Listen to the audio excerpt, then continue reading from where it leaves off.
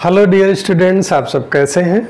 आज मैं उन जीवों के बारे में बात करूंगा जिसको हम नग्न आँखों से नहीं देख सकते, सूक्ष्मदर्शीय होते हैं। इन सभी जीवों को जो माइक्रोस्कोपिक होते हैं, प्रोकैरियोट्स होते हैं, उनको किंगडम मोनेरा में रखा गया है। अर्नस्ट हैकेल ने इनके लिए एक अलग किंगडम ही बनाया। इनकी विशेषता क्या है? ये सारे के सारे एक कोशिकीय हैं, पहली बात। दूसरी चीज, ये प्रोकैरियोट्स हैं, अर्थात इनमें वास्तविक केंद्रक नहीं होता। डीएनए तो होता है लेकिन हिस्टोन प्रोटीन नहीं होती। Mitochondria, chloroplast, Golgi body, nucleus, ये सब नहीं पाया जाता। साथ ही साथ इनमें जो है 70S टाइप का राइबोसोम होता है, 80S नहीं होता, 70S टाइप का राइबोसोम होता है। सर्वव्यापी होते हैं। ये ऐसी जगहों पे भी पाए जाते हैं जहाँ पे सामान्यतः जीवन नहीं मिलता है। तो ऐसे इंटरेस्टिंग जीव जिनको हम सामान्य आँखों से नहीं देख सकते, वे सब के सब इस किंगडम मोनेरा में रखे गए हैं। किंगडम मोनेरा को दो डिवीज़न में बांटा गया है, you bacteria and Archie bacteria. Actually ये दोनों डोमेन्स भी हैं। कार्लूज के क्लासिफिकेशन में हमने बताया भी है कि दोनों डोमेन्स में, तो दोनों डिवीज़न में बांटा गया है। जब हम इस मोनेरा की बात करते हैं तो जो सबसे पहली चीज़ आती है वह बैक्टीरियाज। तो इस यू बैक्टीरिया को फर्दर डिवाइड किया गया है, ट्रू बैक्टीरिया जो वास्तविक जीवाणु हैं, साइनोबैक्टीरिया और ब्लू ग्रीन एल्गी, और माइकोप्लाज्मा, साथ ही साथ आर्की बैक्टीरिया। आज मैं इन सब के बारे में आपसे बात करने वाला हूं। तो सबसे पहले हम शुरू करते हैं ट्रू बैक्टीरिया यानी कि वास्तविक बैक्टीरिया के बारे में।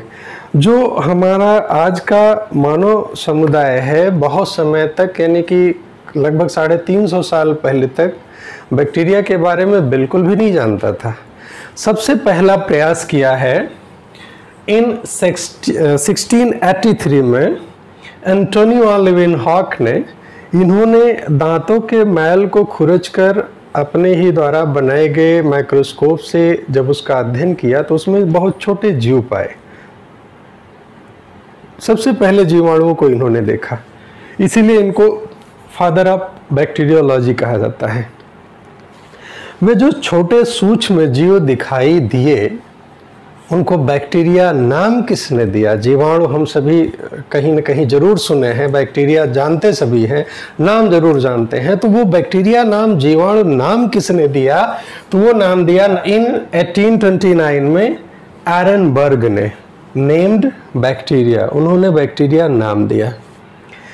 और एक बहुत ही महत्वपूर्ण नाम आता है लुईस पास्चर का। इन 1865 लुईस पास्चर ने एक थ्योरी दिया, क्या? जर्म थ्योरी ऑफ डिसीज, कि बहुत सारी बीमारियों के पीछे उसका कारण जीवाणु होते हैं, बैक्टीरिया होते हैं। इसलिए उनको फादर ऑफ माइक्रोबायोलॉजी कहते हैं। पास्चर संस्थान बहुत ही मशहूर संस्थान है, बहुत सारी बीमारियों के कारण को उन्होंने खोजा था। लुईस पास्चर साहब बहुत ही फेमस साइंटिस्ट है। एंड देन इन 1843 से लेके 1910 तक रॉबर्ट कोच का ये समय रहा है। उन्होंने आइडेंटिफाई किया, उन्होंने पहचान किया कि जो एंथ्रेक्स बीमारी होती है जानवरों में, वो बैक्टीरिया से होती है।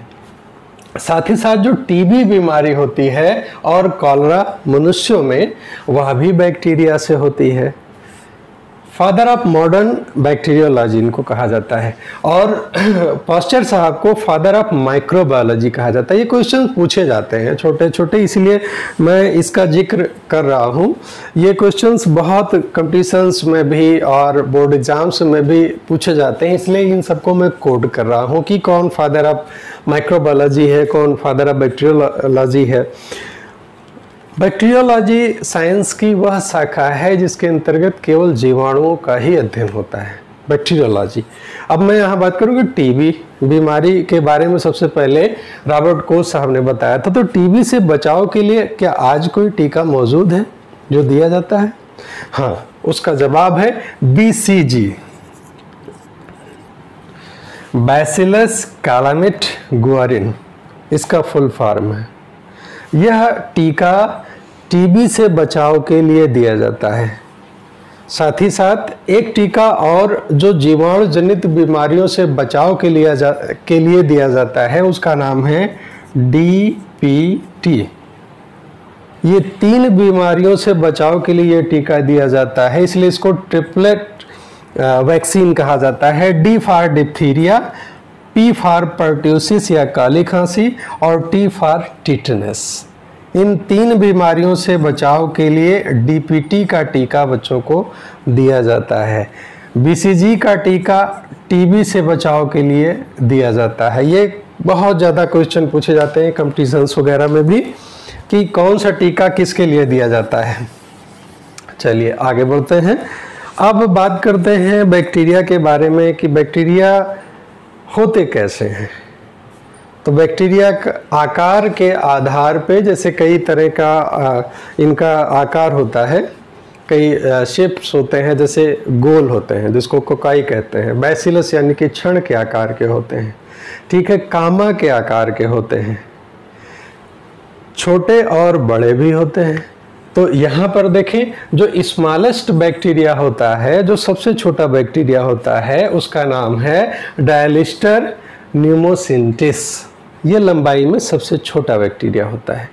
लंबाई में सबसे लंबा बैक्टीरिया, लॉन्गेस्ट बैक्टीरिया लंबाई में स्पाइरलम वॉल्यूटेंस, ये लंबाई में सबसे लंबा होता है। देन जो सबसे ज़्यादा पूछा जाता है, सबसे ज़्यादा मालूम भी होना चाहिए कि सबसे बड़ा बैक्टीरिया कौन सा होता है। तो लार्जेस्ट बैक्टीरिया का नाम है बेजियाटोआ मिराबिलिस। बेजियाटोआ मिराबिलिस।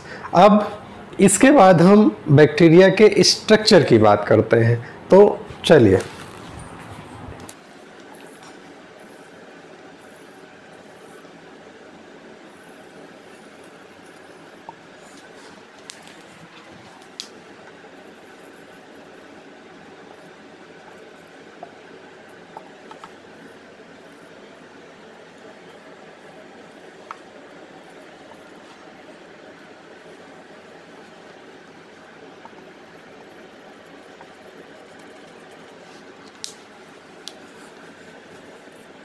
सबसे ऊपर बहुत सारे बैक्टीरिया में कैप्सूल होता है।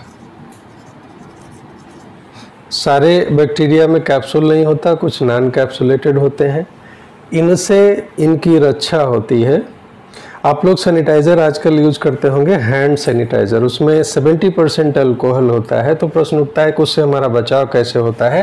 तो capsule, cell wall and plasma membrane, ये तीनों गल जाती हैं, जिससे बैक्टीरिया मर जाते हैं और वायरस भी डीनेचर हो जाता है उनका प्रोटीन। तो 70% alcohol based hand wash sanitizer से ये मृत हो जाते हैं। लेकिन जो स्पोर्ड बैक्टीरिया होते हैं, जिनमें स्पोर होता है, उन पर वह असर नहीं करता, तो उसके लिए हैंड वॉश ही करना पड़ता है। तो capsule, then cell wall. Cell wall इनकी पेप्टिडोग्लाइकेन की बनी होती है, बैक्टीरिया की। And then plasma membrane. कुछ में फ्लैजला भी होता है, जिसको फ्लैजलम कहेंगे। ये फिम्ब्री इसको बोलते हैं। इसको न्यूक्लियाइड कहते हैं, न्यूक्लियस नहीं कहा जाता, क्योंकि इसमें प्लाज्मा न्यूक्लियर मेम्ब्रेन नहीं होती।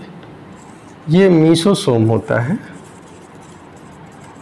जैसे हम लोगों में माइटोकॉन्ड्रिया होता है, उसी के समतुल्य होता है, एनर्जी प्रोडक्शन का काम करता है।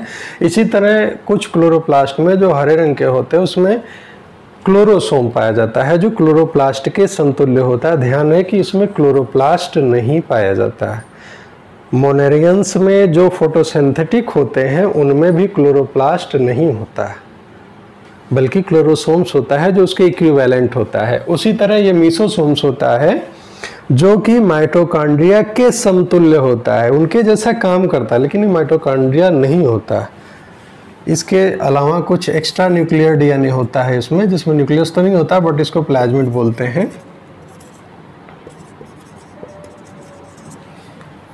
And cytoplasm.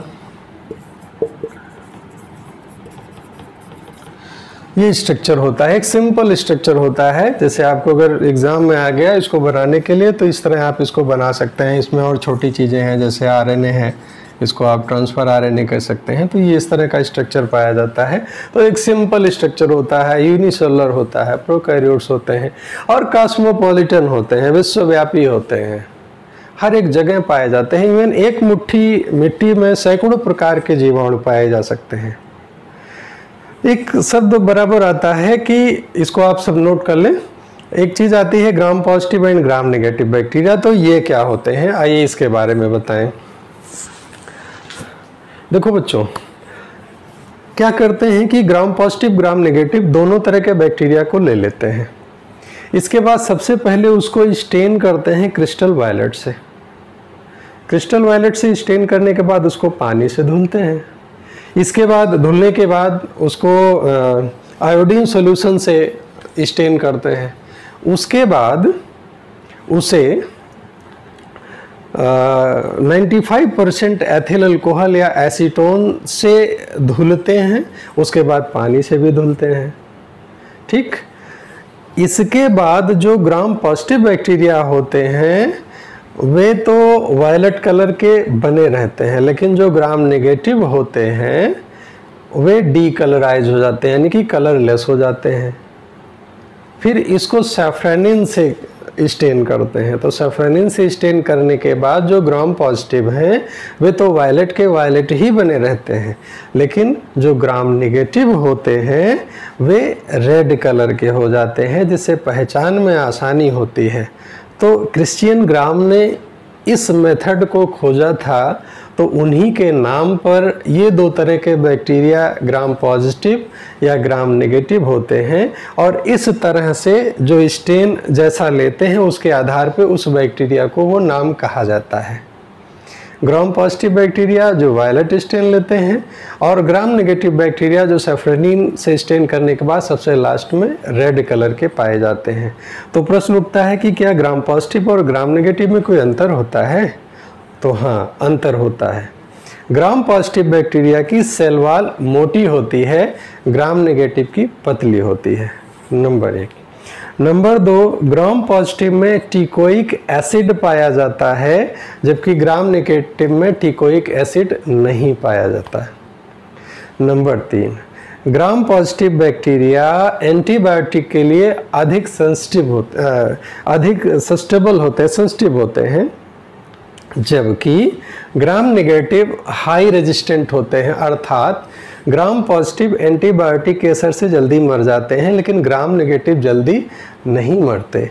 और जो चौथी सबसे खास बात है वो ये कि ग्राम पॉजिटिव बैक्टीरिया ज़्यादातर नॉन पैथोजेनिक होते हैं और ग्राम नेगेटिव बैक्टीरिया ही ज़्यादातर पैथोजेनिक यानी कि रोग कारक होते हैं।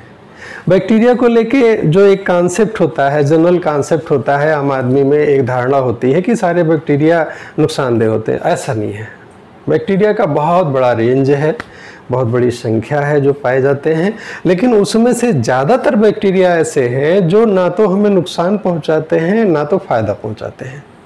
केवल कुछ स्ट्रेन्स ऐसे हैं जिनसे हमें नुकसान होता है और कुछ ऐसे हैं जो हमें ख़ास तौर से फ़ायदा पहुंचाते हैं। तो फ़ायदा पहुंचाने वालों में आप कल्पना नहीं कर सकते कि कुछ तो बैक्टीरिया ऐसे हैं जो हमारे शरीर में बड़े आवश्यक होते हैं, हमारे शरीर के अंदर रहते हैं। बहुत सारे जीवों के अंदर भी रहते हैं, बाहर तो रहते ही रहते हैं, जीवों के अंदर भी रहते हैं। और इवन हमारी एलिमेंट्री कैनाल में कुछ ऐसे बैक्टीरिया हैं जो हमारे लिए बड़े ही काम के हैं, बड़े ही आवश्यक हैं। तो चलिए इसी को आगे बढ़ाते हैं। सबसे पहले तो हम इस बात को समझें कि हमारे लिए बैक्टीरिया का महत्व क्या है, आर्थिक महत्व क्या है। तो सबसे पहले हम लाभ की बात करते हैं कि हमारे लिए फ़ायदा क्या है इससे। तो सबसे ज़्यादा कह लें कि जितनी भी रिसाइकलिंग होती है, चाहे नाइट्रोजन की, चाहे फास्फोरस की, सल्फर की, इन सब में बैक्टीरिया का अहम योगदान है।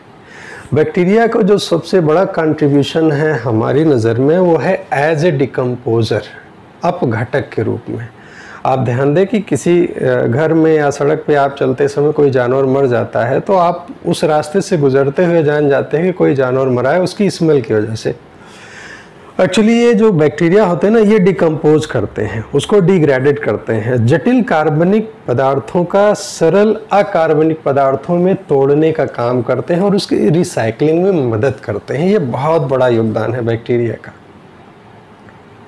साथ ही साथ जो रिसाइकलिंग की अवस्था में जो प्लांट्स नाइट्रोजन लेते हैं, आपको पता है कि प्लांट किस फॉर्म में नाइट्रोजन को लेते हैं? वो फॉर्म है नाइट्रेट। पौधे जो हैं वो नाइट्रेट के रूप में नाइट्रोजन को लेते हैं। ये ध्यान रखिएगा, नाइट्रेट इसी रूप में पौधे नाइट्रोजन को लेते हैं। ये बहुत पूछा जाता है आपसे, नाइट्राइट भी पूछेंगे, अमोनिया भी पूछेंगे, नाइट्रेट भी पूछेंगे, ठीक है, नाइट्रोजन भी पूछेंगे, किस फॉर्म में लेते हो? तो याद रहे कि नाइट्रेट के फॉर्म में लेते हैं, NO3। दूसरी चीज आपने कभी ध्यान दिया हो तो देखा हो कि जितनी भी दलहनी फसलें हैं उसमें यूरिया खाद नहीं डाली जाती। आपने कभी सोचा कि ऐसा क्यों? ऐसा इसलिए होता है क्योंकि दलहनी फसलों की जड़ों में एक सहजीवी बैक्टीरिया होता है, सिम्बायोटिक बैक्टीरिया होता है, जिसका नाम है राइजोबियम लेगुमिनोसेरम। इसको मत भूलिएगा कि ये बैक्टीरिया जो होता है वो दलहनी फसलों की जड़ों में सहजीवी के रूप में पाया जाता है और प्राकृतिक रूप से, क्योंकि वायुमंडल में भी सबसे ज़्यादा मात्रा नाइट्रोजन की होती है और उस नाइट्रोजन को प्रदान करता है दलहनी फसलों को। बाद की जो फसलें होती हैं उनको भी उसका लाभ मिलता है नाइट्रोजन का। तो इस तरह से हमारी खेती में इसका बहुत बड़ा योगदान है। दूसरा, चमड़ा उद्योग में, चाय उद्योग में, ठीक है, डेयरी उद्योग में बहुत ज़्यादा इसका इस्तेमाल होता है, तमाम डेयरी प्रोडक्ट्स को बनाने में जीवाणुओं का बहुत बड़ा महत्व है। इसी के साथ देखिए कुछ और जो यूजफुल बैक्टीरियाज होते हैं जिनसे दवाएं बनाई जाती हैं, उनको भी देख लें और नोट कर लें, इसका स्क्रीनशॉट ले लें। साथ ही साथ जो हमारे लिए हानिकारक बैक्टीरिया हैं उनको भी देख लें, नोट कर लें और इनका स्क्रीनशॉट ले लें।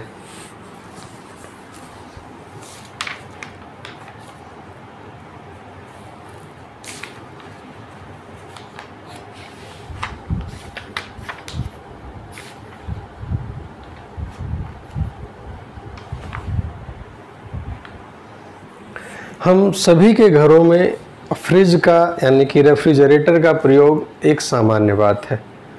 कभी आपने सोचा कि इस फ्रिज का प्रयोग क्यों किया जाता है?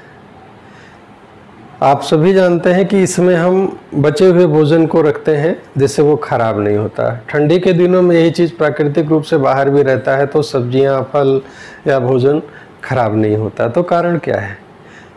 इसमें कुछ टर्म्स ऐसे हैं जो बड़े काम के हैं कि किस टेम्परेचर पे बैक्टीरिया की क्या स्थिति होती है। जैसे डीप फ्रीज किए तो क्या होगा, उससे ऊपर टेम्परेचर पे क्या होगा। एक पास्चराइजेशन एक टर्म होता है, एक शब्द होता है, बहुत यूज होता है, और स्टरलाइजेशन। इसमें दोनों में आप में से बहुत सारे लोग कंफ्यूज होते हैं। स्टरलाइजेशन में सारे बैक्टीरिया को मार दिया जाता है, जबकि पास्चराइजेशन में ऐसा नहीं होता है। जो स्पोर्ड बैक्टीरिया होते हैं वे तो नहीं मरते, लेकिन बाकी बहुत सारे बैक्टीरिया मर जाते हैं। बैक्टीरिया के जो स्पोर होते हैं वो तो बच जाते हैं क्योंकि हाई रेजिस्टेंट होते हैं, वे बच जाते हैं, लेकिन बहुत सारे बैक्टीरिया उसमें जो हानिकारक बैक्टीरिया मर जाते हैं। जैसे जो आपको दूध, आप पैकेट वाला दूध लेते हैं ना, तो वो पास्चराइज्ड मिल्क होता है, उस पर लिखा रहता है। इसके बाद देखते हैं दूसरा जो है वो साइनोबैक्टीरिया यानी कि ब्लू ग्रीन एल्गी, इसको बीजे भी कहा जाता है। ये खास बात ये है कि ये अपना भोजन स्वयं बनाते हैं, यानी कि यहाँ पर अपना भोजन स्वयं बनाने का मतलब दो चीज़ें हो गई। फोटोसिंथेटिक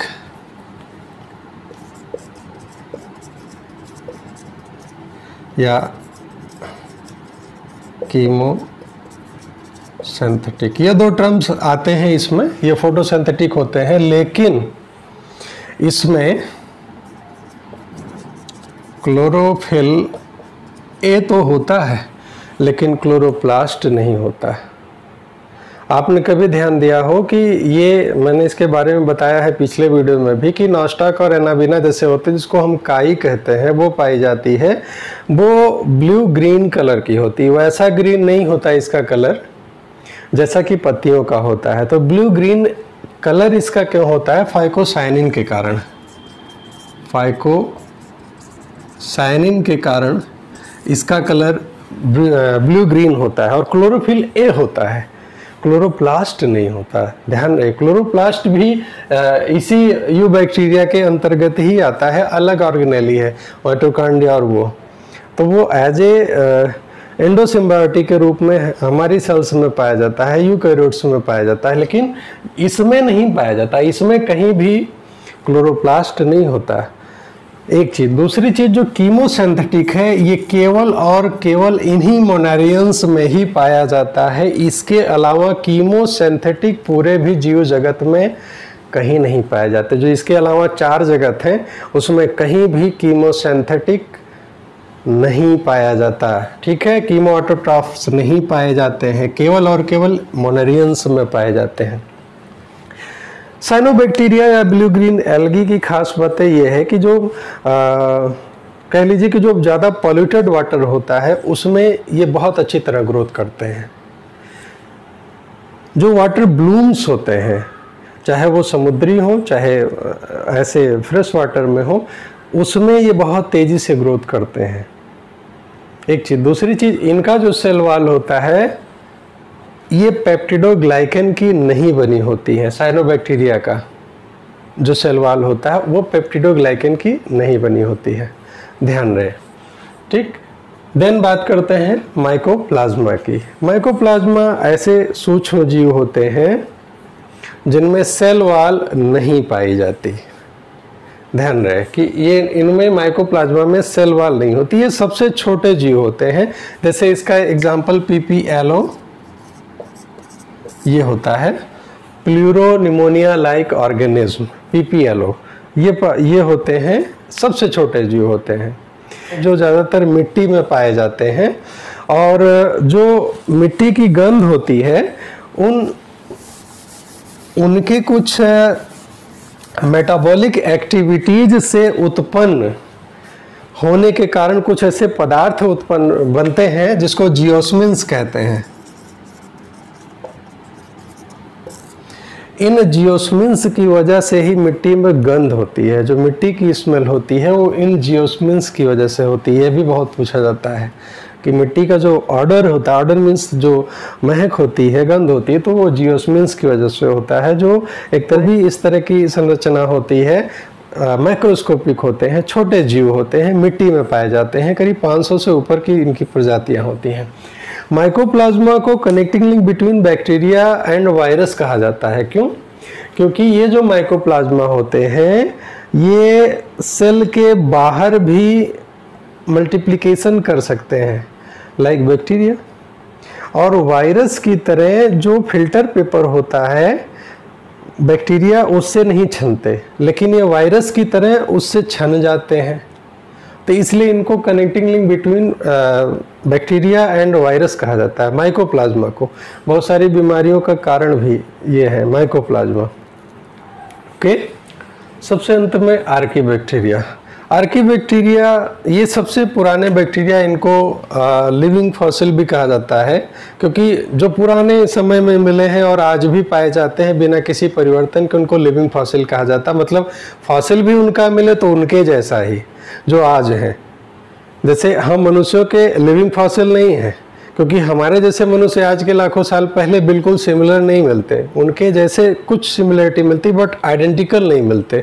तो लिविंग फॉसिल उनको कहते हैं बिना किसी चेंज के, जो करोड़ों साल पहले भी थे आज भी हैं।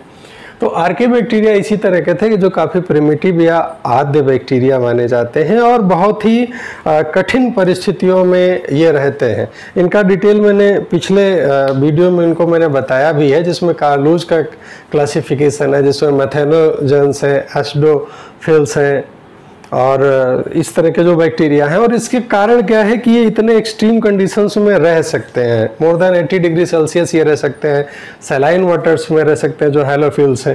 तो उसका कारण है कि जो इनकी सेल वॉल होती है वो सिंगल लिपिड की लेयर की होती है और इसको फाइटल की चेन होती है, एक एक्स्ट्रा चेन होती है, जिसके कारण इनको ये प्रोटेक्शन की एक अतिरिक्त सुविधा मिलती है।